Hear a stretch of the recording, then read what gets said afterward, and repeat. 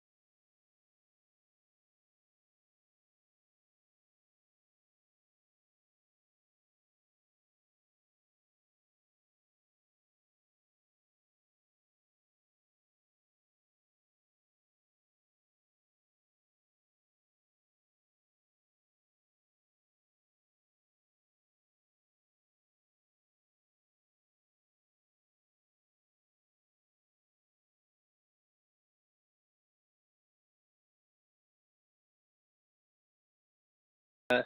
Ed, Yes. All right. Hello, Cheers. mate. How are you? I'm good. How are you? Yeah, really good. Really excited because I've just been saying before you came on, I've been dying to go to your house for years, and this feels like this is now the first time I'm getting to do it. I'm so glad Yeah, that currently 139 other people are doing it with me because that's a you, really weird feeling to have 139 people in my house with you. with me specifically, or Well, no, I mean as a crowd. Like, I hope there's nothing to. Just tell me if there's something weird going on in the background. Yeah. yeah, okay. Okay. So, Cool. so you're here. So let's do a formal go at this. So, Yeah. hello and welcome to Show Us Your Shit. Today's guest, Edward Brooke-Hitching, a good buddy of mine. He's one of the QI elves. He writes a lot of scripts for QI, but he's also an author in his own right. So we met years ago, basically because Ed wrote this book about fox tossing, which is a book that was cataloging all of the great sports of the past that we don't do anymore. And I say great, they were questionable. I mean, in this case, it was literally throwing foxes, wasn't it? Yeah, Here it it was. is. Oh, here it is. So what's the full title, Ed? Well, it'll be in reverse. It's fox tossing, octopus wrestling, and other forgotten sports. Yeah, Yeah. and it's awesome. It's just packed with facts. So anyway, when I was thinking about people that I would love to go through their houses and see the shit that they have, Ed was right at the top of the list. So Ed, why don't All we right. just go straight into it? Is there an opening object that you can show us? In fact, can I request one? I just want to go Oh straight yeah, for the yeah. the seashells, the conch. Oh sure. Okay. Tell me if my camera work is too shaky. Um, Now, can I just reverse the camera? Does that work? Yeah, yeah. If you just press that, Cool. Okay. there we go. So, just to, so it's a pretty typical looking conch shell, right? But it's quite Yeah. big. So my dad is a rare book dealer. He started way back in the 60s, and from all the stories I've heard, the 60s was a totally different time where these amazing things could be found just in basements of bookshops, in attics. There was no internet for people to find out the value themselves. And my dad sort of scooped up a lot of great stuff. And one of the things, because he specialized in the history of exploration, he was at an auction in the 90s for a catalogue, just a catalogue to buy, printed circa 1800. And it was a catalogue of seashells put together from a collection by Mrs. Bligh of Captain Bligh, Elizabeth Betham, I think her name was. Right. And every time he went away from the South Pacific adventures, surviving mutinies, that kind of thing, he would bring her back a seashell. And so when my dad bid on this catalogue that no one else really wanted, it was a lady's collection of seashells. What no one realized and what hadn't been catalogued is that two of the shells were included in the lot. Actually, three of them, because he got a dealer to bid for him, and the dealer said, "I'm keeping one. They're nice." So he got two back. But it's just extraordinary. I mean, this is probably what 18th. So this is probably 17. It could be 1789. A few years Wow. on from that. And it was We've just got like, just a yeah. quick question. Oh So yeah. from Josie, who is Captain Bligh? Can you give a quick rundown for anyone Okay. who So, might not know? yeah. So Captain Bligh, he trained under Captain Cook. He was very sort of a great navigator, a great map maker. And during a South Pacific voyage in 1789, he had a really disgruntled crew. Conditions were quite tough. And the guy he put on watch, called Fletcher Christian, you probably might have heard that name, he organized a mutiny. And I think it was Bligh and about 13 other men who were loyal to him were given a launch, which was just like a small rowboat. And they were very compassionate. They let them fill it with supplies to the point where their little rowboat was about just a few inches above the water. It was so weighed down. And they kicked them off the ship. They just said, go and find Tahiti. Don't go. Tahiti is where the mutineers headed off to, and they settled in Tahiti and Pitcairn Island. And actually, still today at Pitcairn Island, just about everyone has the surname Christian, because they're all Oh wow. descendants of the mutineers.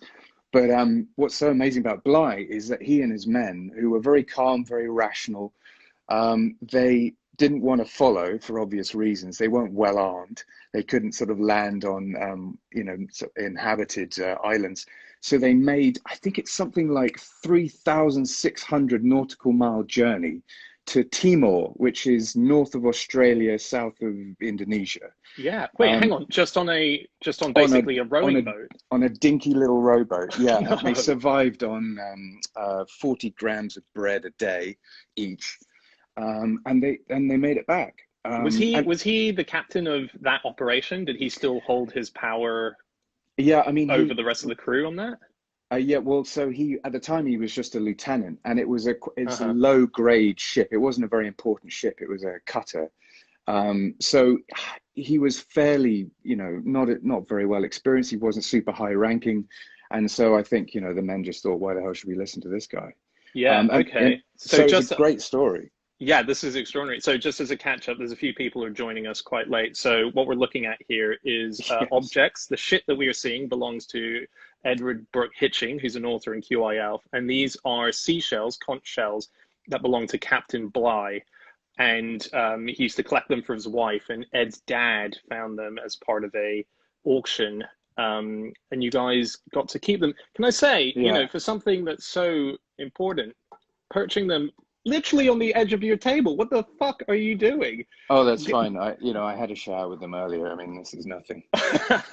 No, but the great thing about this is I only just found them. I mean, I appreciate what an incredible position I'm in to have a retired rare book dealer as a dad. But every time I go home, I say to him, do you mind if I just look through your cupboards and just see what you might have missed? He sold all this stuff off, but every now and again, there's just like a little pamphlet tucked in the corner, and it always turns out to be something amazing. And this time, it literally was a year ago, I was just digging around and I found this red Mags Brothers bag. Mags Brothers are a rare book dealer in London. And I said, what's this? And he didn't have a clue, and he completely forgot about them. He literally bought the day of the auction, they'd come home, and he just tucked it in a cupboard because he wasn't interested in that. He was interested in the catalogue. And so they've been unopened for 30 years. That's awesome. Hey, a lot of questions, a lot of admiration going on for your study here. Great bookshelves. Can you give us a quick just spin? Let us see what we're dealing with as a room that you work in here. Yeah, sure. I'm dropping stuff all over. Is it one of the shells? Have you just smashed a shell? No. Hang on. Good point. There we go. Okay, so where do we start from here? So that's a photo from the British Antarctic expedition. Oh wow! Is that the Ponting photo? Yeah, that's Ponting, who's a very famous photographer, and this is the first printing of these. And that's so Ponting was the photographer of Captain Scott's expedition, right? And that's the Terra Nova, the ship, the Terra Nova that Ponting came along in. And if anyone's never seen Ponting's photograph of the Antarctic, Google them now, because a lot of them are in the public domain. And they are the most stunning photos you've ever seen. Right. So that's sort of explorer's wall. And is that a signed photo? Yeah, there's a pencil signature. Wow. So that's Ponting's signature there. Yeah, and it's you can get they were produced in different sizes. You can get much larger ones if you can believe it. I mean, this is my hand for scale. It's still pretty big. But they're just so atmospheric, these pictures. If anyone's Googling them, you'll see he just captures men from a far distance, so you can just see how much they're dwarfed by these giant walls of ice, a lot of which probably, I guess, aren't there anymore. Yeah.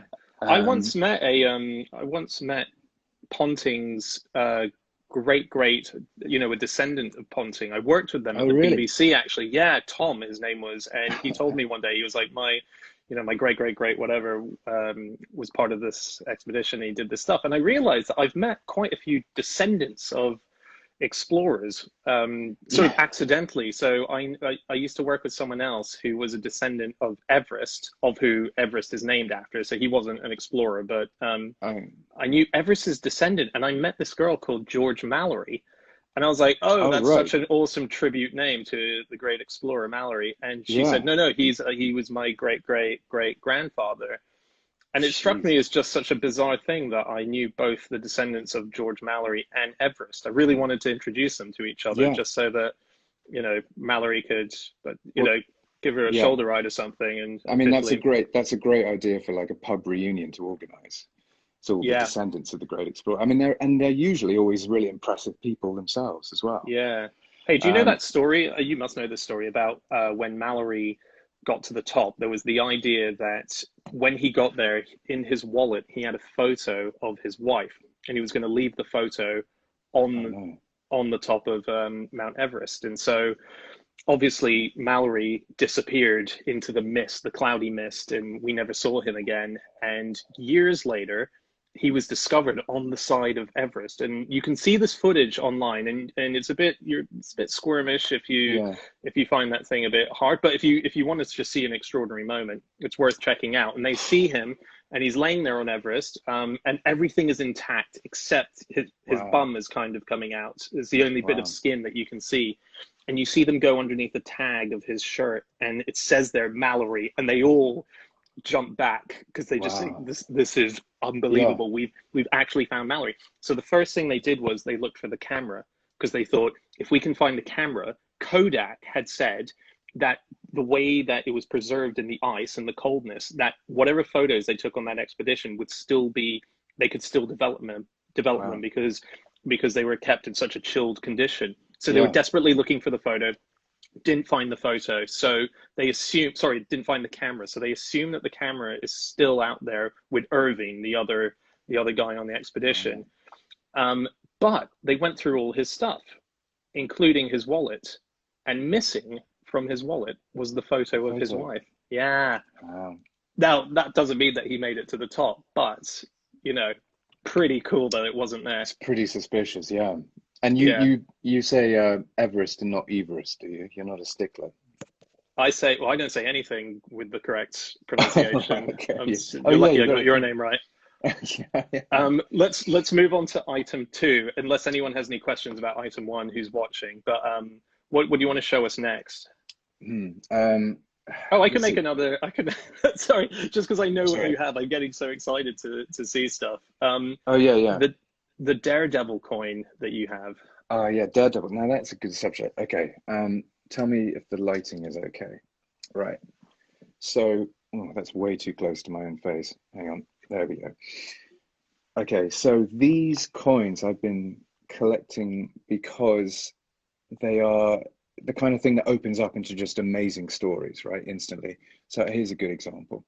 So hopefully they come into focus. Can you make that out? Yeah, yeah. Okay, so these coins, so you see that's a sort of careening car, and then on the reverse is a weird sort of horoscope thing. Cool. So that's one example. This will give you a better clue about what they were for. Um, yeah, can you make that out? Yeah. So there's Keyboard a small beams car flying over a bus there. leaping over a bus, and then on the other side, um, so these are from like the 1930s onwards, and it has so on the back is the Lord's Prayer. Right. And the whole point of these is they were used and given out by a specific kind of daredevil, the auto thrill crashers. And these were the just total lunatics that came about after the First World War, when a lot of pilots returned home and had that sort of, they had the skills, the technical skills, and they had the sort of kind of taste of adrenaline, and they had no sort of outlet for it. And a lot of them got hired for these daredevil car shows where literally cars would just crash into each other. There was a T-bone crash where you crash someone as they were passing by. And these coins were handed out as souvenirs at these shows across America. And they could get away with these incredibly dangerous stunts because the moment anyone tried to shut them down, they just changed state. You know, they just crossed the line and it would be a whole new administration that'd have to deal with them. That's right. I think we spoke about this on Fish once, where Oh, right, okay. someone who doing a stunt would finish their stunt, and then if they were driving, drive off straight away to the train station, jump on a train, and get out of town before they could be busted for Yeah, the illegal stuff that they were well, there doing. you go. That sounds like a standard thing. So here's something just different as I move towards it. Yeah. This is horse diving. I don't know if you've ever covered that. That No, used to what is that?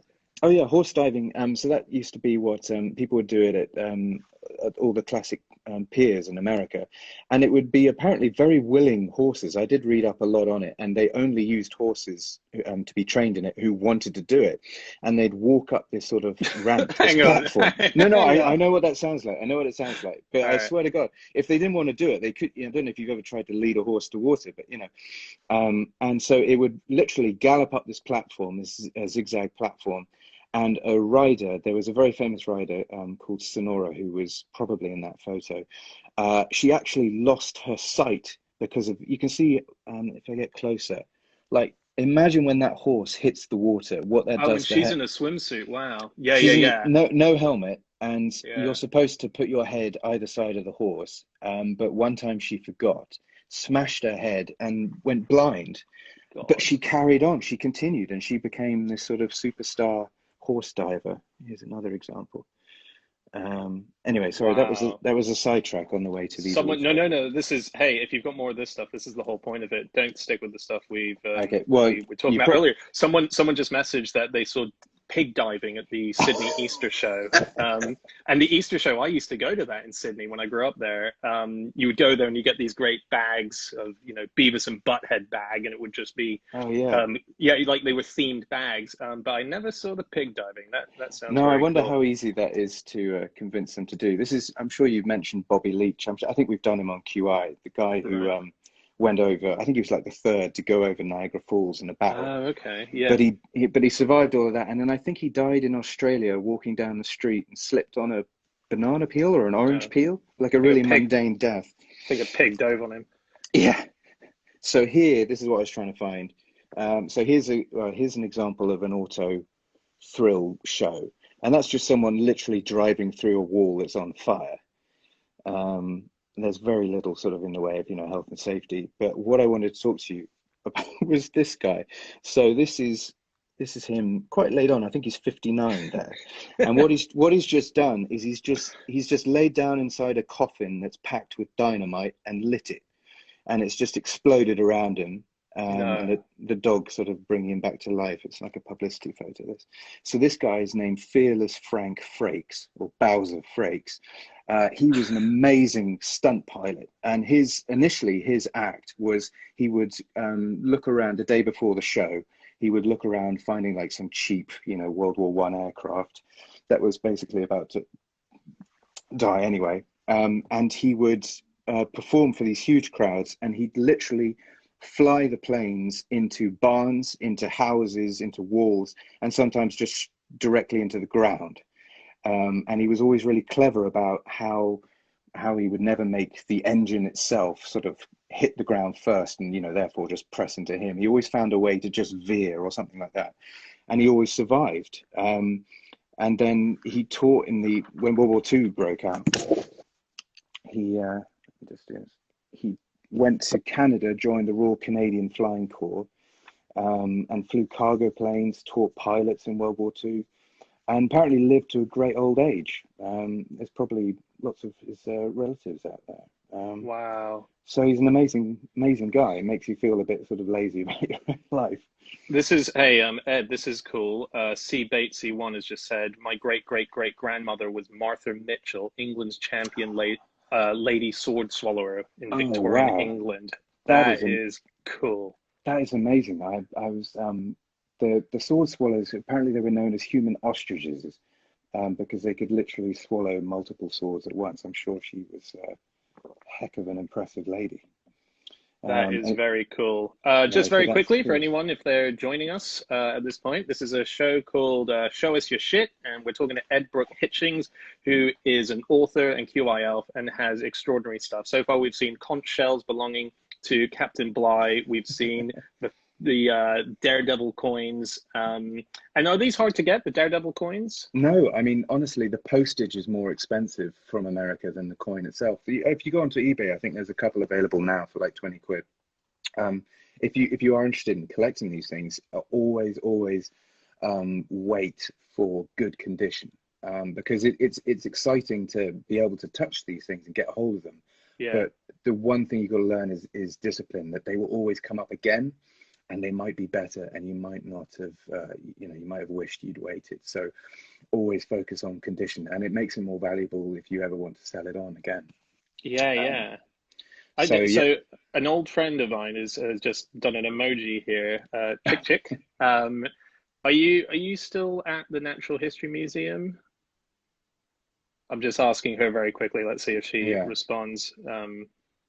Because I have an important question just on the theme of the sword swallowers during the Victorian times. I read a really interesting thing about Eugen Sandow recently. Do you know Eugen Sandow?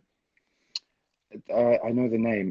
He was Victorian bodybuilder. He was the first person who created the concept of basically, Mr. Universe, the total sculptured body, and he was the first person to ever put on a bodybuilding competition, and he did that at the Royal Albert Hall. And one of the judges, bizarrely, was Arthur Conan Doyle. Of this bodybuilding competition. But the Natural History Museum, where the curator, or at least the head curator at the time, was very obsessed with this guy's physique. Hey, there he is, extraordinary. Yeah. This is one of the things that he supposedly was able to do. He could lift two men in dumbbells that were cut in half. He could sit them on. He could when he left the stage, he would always be accompanied, and all the acts would be accompanied by someone on the grand piano playing. When he finished his act, he would go pick up the grand piano and pick up the piano player. And as he continued to play it, he would walk off stage and leave. But he was so, and Thomas Edison was obsessed with him. One of the first videos that were made by Thomas Edison on film was of him flexing. And the Natural History Museum sculpted him into a statue, and fully naked. So here you can see in this photo that you're showing, there's a fig leaf there.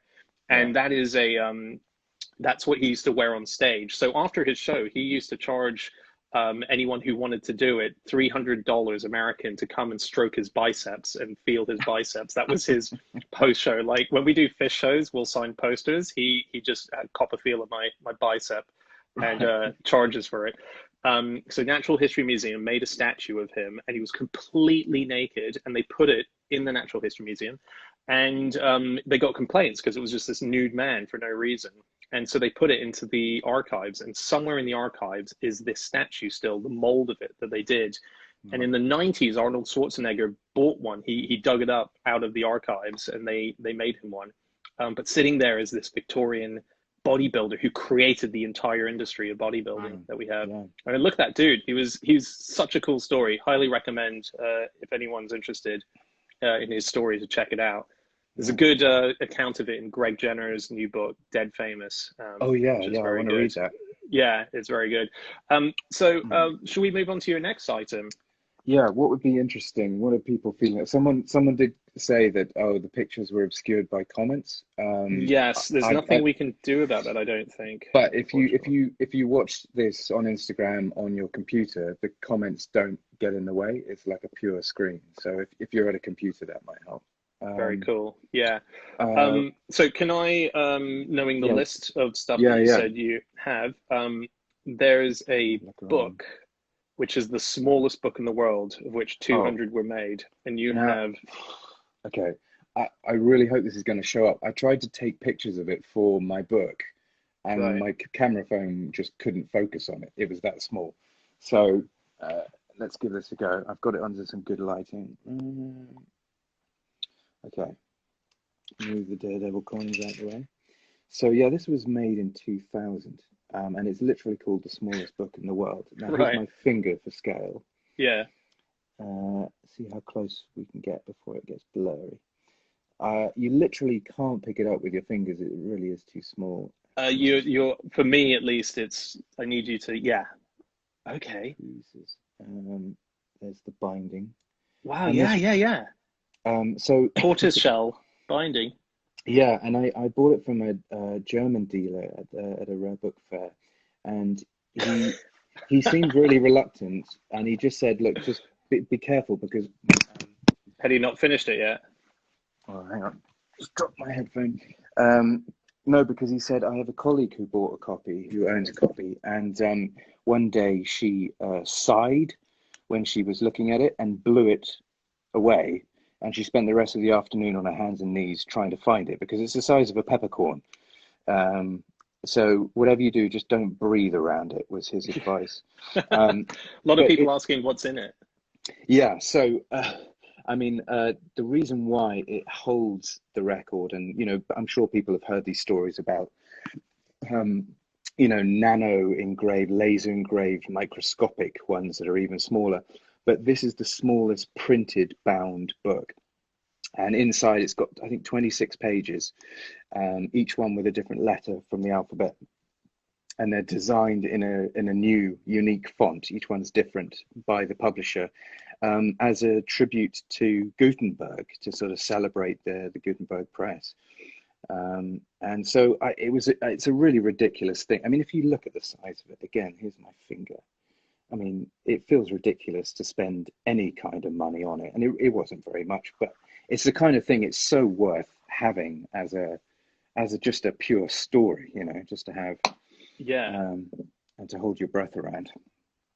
And it comes with a little magnifying glass as well, so you can read it. But I mean, the history of these tiny books is really interesting because quite often they are done for that same reason, for the printer to show off their skill. And there was there's one famous type, I don't know if you've mentioned it before, called the fly's eye type in the 19th century. My Italian's terrible, Ocula di Mosca, something like that. And it was infamous because it destroyed the eyesight of anyone who tried to read it. Like its printers and its typesetters were injured by it. Wow. And so you can still, every now and again at the same fair, there was the same dealer had a copy of Dante written in this fly's eye type. And the moment you start reading it, you get this splitting headache. So it's almost a kind of weaponized typeface. It's really interesting. That's so cool. I think that's my favorite thing that we've seen so far. It would fit in Alex's mini museums, wouldn't it? It would. Well, Alex is he's having a crack at this show, saying, "Wow, this show has gone downhill. Bring back the first guy." Hey, yeah. Alex, welcome. We're doing our best. Yeah, Alex, that would fit in a mini museum. If you want to check out, so we did this episode last night, first show of this. Alex Bell, who's just logged in, who is as late watching this right now as he was to actually join the first episode. So that's interesting. With the TV on in the background. With the TV on in the background, yeah. And he had amazing stuff. Go check that out on the stories if you can. A lot of pasta, as someone has just pointed. First guy had too much pasta. You'll get that call back if you watch the first episode. Yeah, so that's a good burn. Yeah. There's another. So let's go from the smallest book in the world to one of the most exciting books in the world, which is you have a rare copy of Charlie Sheen's self-published book of poetry. Which was given to only a few group of his close friends, right? Where is that? It's around here. There we go. A piece of my mind. Yeah. So had you heard about this book? Never, no.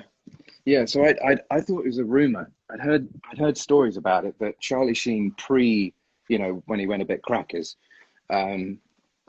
in 1990, right, he apparently really loved writing poetry, and he writes quite a lot. There's like 3 chapters of maybe 30 poems each in here.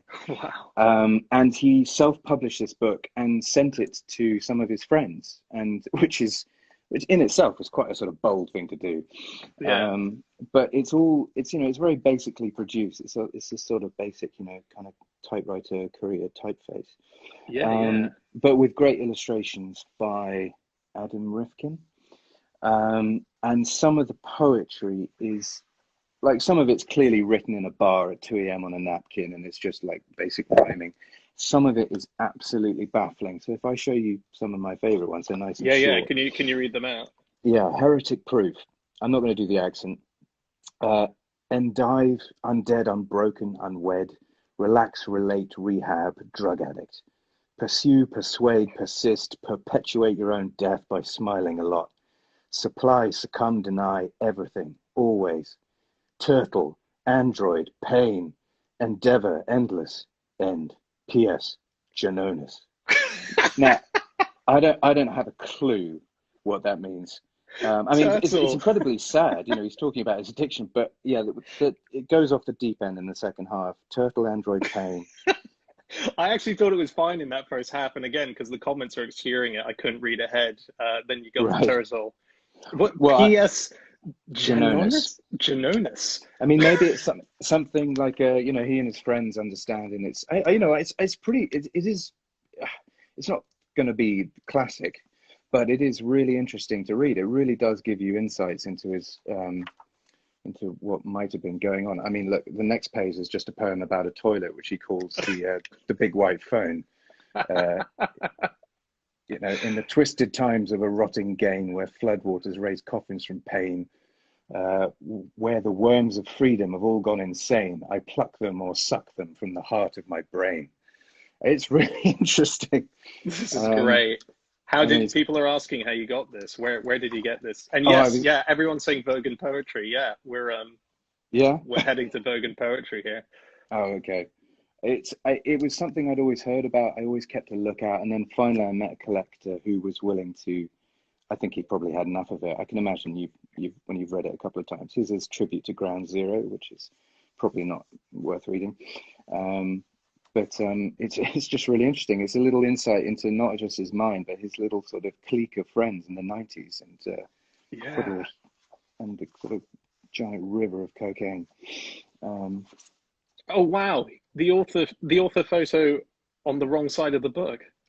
yeah, I mean, he's got to be seen first, right? Charlie Sheen was Yeah. born in the nude, and Can yeah, you read it really. out? Yeah, yeah.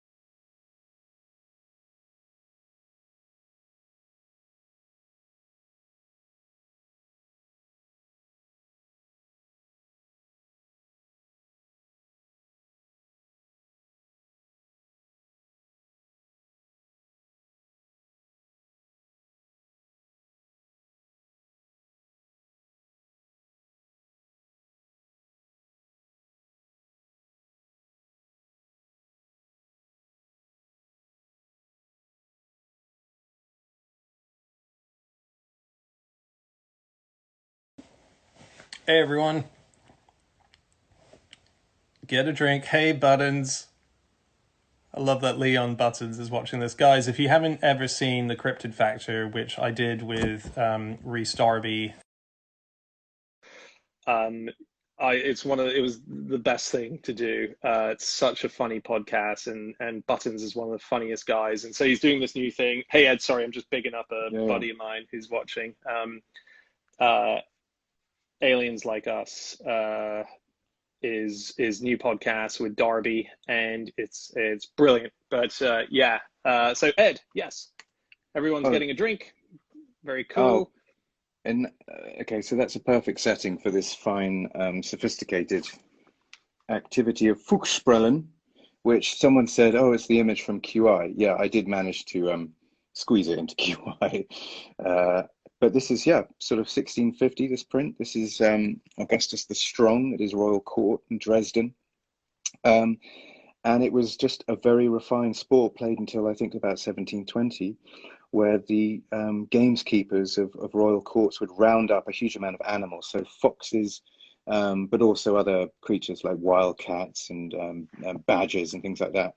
And on a signal, they'd release them into this arena, and it was played in sort of mixed doubles. You see these sort of, there's a lady and gentleman, and they held a prellgarn or a tossing cloth between the two of them. And whenever an animal stepped onto this slack cloth, it was their job to yank it taut and catapult the animal up into the air as high as possible. And the ground was covered in sawdust to sort of cushion the landing. And you get repeat tossings. But how often would you, if you were, so like, let's say you're someone in the middle row and someone's just tossed it from the left-hand side, how often would a fox just crack you in the head as you were playing the game? I think that was part of the fun of it. I mean, there are witness descriptions. There was a Swedish ambassador who apparently was shown this, he was invited as a sort of guest of honor, and his diary, I got a friend to translate it, and he's just in absolute horror at what he's seeing. He just thought it was the most barbaric thing ever because, animals will crash down on your head. And apparently the wildcat was a particularly sort of dangerous foe. It would sort of hang on to the cloth, and you'd have to sort of shake it up and down to try and get rid of it. And it would very often sort of gouge your hands or your face. So it was a pretty intense sport. But they play this as a kind of entertainment before they went and sat down for dinner. Wow. But this is pre-dinner, just... Yeah, it's like a knock-up, like a game of tennis before kill time. Yeah. Wow. So it's not really related, but in terms of, actually, it is. This is about the same period. Here's another map. So while that was going on in sort of mid-17th century Germany, there was he's really famous now because he was so eccentric, a scientist, a polymath. He really studied everything. He wrote and drew about everything, called Athanasius Kircher. I think he was one of Stephen's favorite kind of wacky scholars. Right. And this is his this is Solaris, his map of the sun, based supposedly on observations from the Vatican Observatory. This is 1665. Oh, wow. And this is how he described the sun. It included a giant sort of swirling solar sea, a water sea in the middle of it, bursting out with sort of volcanoes, which explains, solar flares or that kind of thing. And it's got volcanoes at its poles. You can see there. And was this taken, stuff like this, if we were living in the time, would this have been published somewhere and we would walk around and we'd look at the sun and that's what's in our head? That would be a given as a reality? Well, what I don't know is how respectable, how well viewed. I mean, he was a Jesuit scholar. He was incredibly smart man, but he had some absolutely bonkers theories. So I don't think it would have been as simple as everyone who got a hold of his book saying, oh, well, this is the world. I think a lot of it was saying this theory explains this phenomena. And a lot of it was obviously disproved fairly quickly the more that telescopes were actually sort of improved, and someone said, no, there's no ocean in the middle of the sun. But he had these amazing ideas, and often they're all outside the box, but often he was right.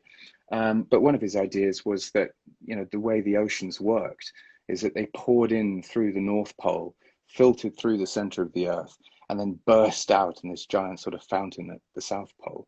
And so he drew these amazing maps to illustrate his ideas in a book called Mundus Subterraneus, which has never, as far as I can tell, has never been translated into English, which is really frustrating because it would be such an interesting read. But the images are fantastic. Yeah, really cool.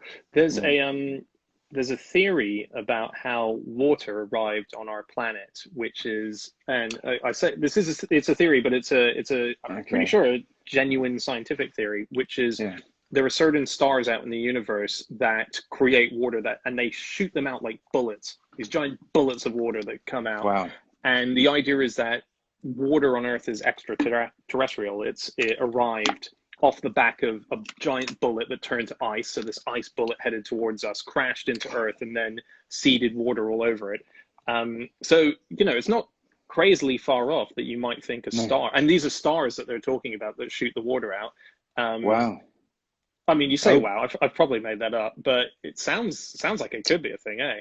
Well, but it's these kinds of things that, if I did a book called The Sky Atlas, and the idea of that was to look at things that we believed were true, the theories that were believed for a long time are ultimately wrong.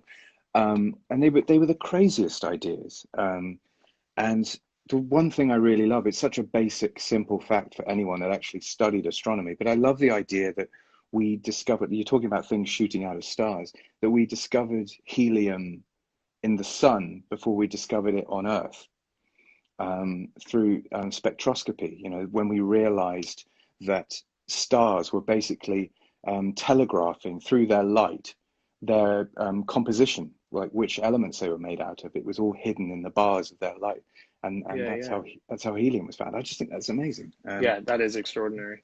Anyway, it's probably sending people off to sleep. No, I've got, there's one more thing that I would love to see as a request. And if anyone else has any general, you've seen a bit of the room in the background. If you want to ask something that Ed might be able to dig out, do that now, because I reckon we'll wrap up very soon. But you've got a giant tooth of a prehistoric megalodon. You have a mega shark in your house. I want to see the mega shark. Okay. So again, these are not too hard to come across, surprisingly. Let me get the light up. So they're usually it's about 5 inches tall. That's a sort of good one. And the megalodon, which grew to, I think, 60 feet long. This was just one little tooth of hundreds. And the reason why supposedly their favorite sort of mode of attack and the things they went for is they didn't go for the soft tissue. They didn't try and sort of nab a fin. They deliberately went for the hard bone. They sort of attacked other creatures by their ribs. They would just use these incredible weapons, hundreds of these weapons, to just slice up the hardest bit possible, which could completely incapacitate whatever it was in a second. And amazingly, these teeth turn up all the time. They sort of wash up in river basins a lot, and mostly in America and North Carolina. And so if you look around, I think every now and then, you've got to be careful on eBay. There are a lot of suspicious people. But what's your general tip for that? Because I do go on eBay and I look for items like this, and I just don't know where to draw the line on what's an authoritative, person who's selling stuff versus an amateur who's just having me on. Yeah, well, I think eBay actually do have a lot of guides about common things, how to tell what's genuine. Looking at, it sounds obvious, but a lot of people don't do it, looking at the dealer's feedback. And then just Google lots of images of the thing you're after to get your eye in and realize, oh no, it should be complete. It shouldn't be, it shouldn't be flat at the tip. It should be pointy. It should be, and just, it's like with art, like with everything, just get your eye in so you can spot when something isn't quite right. And I'll give you an example. I'm still torn about this thing. I don't think it's coming off, so I'm going to have to change the light. So this is this purports to be an 18th century portrait of the devil. Okay. It's from a Polish dealer, a very respectable Polish dealer. It's one of the weirdest things I've ever seen. and I'm putting him in the next book. But what do people think? I mean, are you getting an 18th century, late 18th century genuine vibe from it? I'm not so sure, I but think it's the so tongue is the fun. giveaway for taking the piss. Exactly. I've never seen that before in my life. I think it's just designed to stick out the person that actually is stupid enough to buy it. It's Um, beautiful though. Hey, my sister's just logged in. China Schreiber. Hey, China. it's, It's it's amazing. that's beautiful. I mean, it And doesn't matter, right? I haven't, to be honest, I deliberately haven't taken it to, I haven't dropped into Sotheby's to see what they think.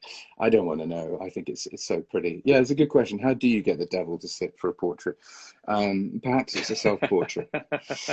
I like the earring though. That's a nice touch. I That's haven't seen cool. Yeah. that. So yeah, that's an example of maybe, I don't know, maybe not wanting to do your due diligence if it's not very expensive. Yeah, Um, exactly. This I is just, Ed, this has been amazing. This is far better than I well, ever expected I your thought, house to no, be like. I yeah, well, I mean, hope it hasn't been too dry. it's not, this is definitely not dry. This has been amazing. Okay, cool. So I thought, because I did this the other day for the first time, and I thought it might be interesting to throw a little sort of Jeopardy question at the end, kind of like Desert Island Disc. So Right. the title of the show has expanded, and I've done it backwards, so you can't properly see it. Yeah, So show us your shit. I wrote that backwards. That's in backwards nice. writing, but this is my Yeah. real writing. So the title of this show now is Show Us Your Shit, or Some Shakespeare, a Pair of Pajamas, and a Mutton Chop is the full title. Now, the reason it's called that is because I read a story a few days ago that when P.G. Wodehouse was staying in France, the Nazis were descending on his house, and his wife said, "We have to escape. We've got 10 minutes to get out of here." She grabbed the suitcase, and in the 10 minutes that he had to grab the most precious things in his house, the only things he took were a copy of Shakespeare, some pajamas, and a mutton chop. And I thought this is the extension of Desert Island Disc. So Yeah. you're leaving your house under very scary circumstances. You've got a suitcase, you've got your pajamas, Shakespeare, and a mutton chop. What of the Mm. items that you've told us in this show is the one Yeah. item that you're saving, that you're taking and putting in that suitcase? That's a oh, Jesus. You got to give people a heads up with that question. That I is know, I tough. should have It's told you like, that. I can't believe I didn't tell you that before we spoke. do you know what? I think it's actually something that I haven't shown you. This is just one last quick Great. thing. Yeah, yeah, go for it, man. Go for it. This is from 1606. This is an original print. So now, can you see what that is? It's a This big, is it's a ship, but it's got wheels. Yeah, so the original atlases, the big grand atlases, were full of not just maps, but really amazing illustrations of like daily life, strange stories. And this is an example of Prince Maurice of Nassau, who was Prince of Orange, so sort of Dutch Germany, Dutch Republic. And he is just, I think he's about 11 here. There he is. He's the one driving. He's Right. an, yeah, he's that tiny little figure. And the rest of all these people, apparently it could fit 28, and he managed to get 20 on board. These are all incredibly prestigious ladies and gentlemen, noblemen of the court. And this was an invention by a guy named Simon Stevan, who used to invent machines to entertain the little boy, his little Prince Charge.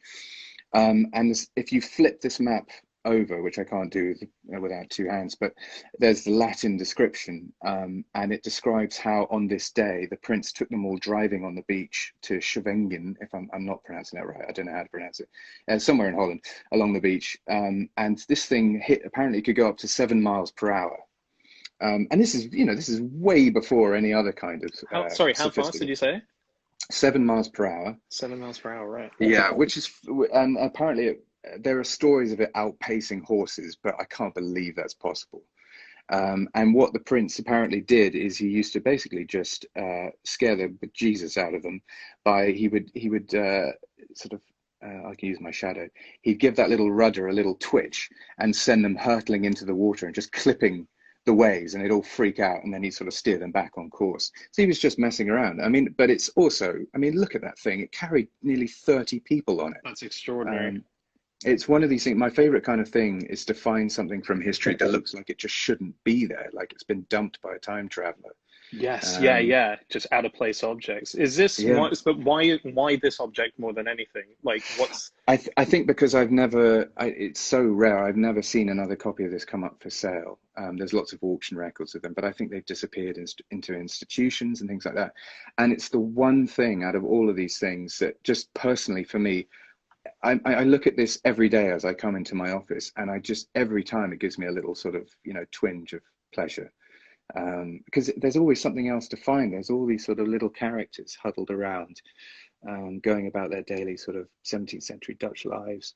There's so much to see in it. And also, it's just fantastically weird. I've never seen something this beautiful and this sort of curious. Yeah, it's amazing.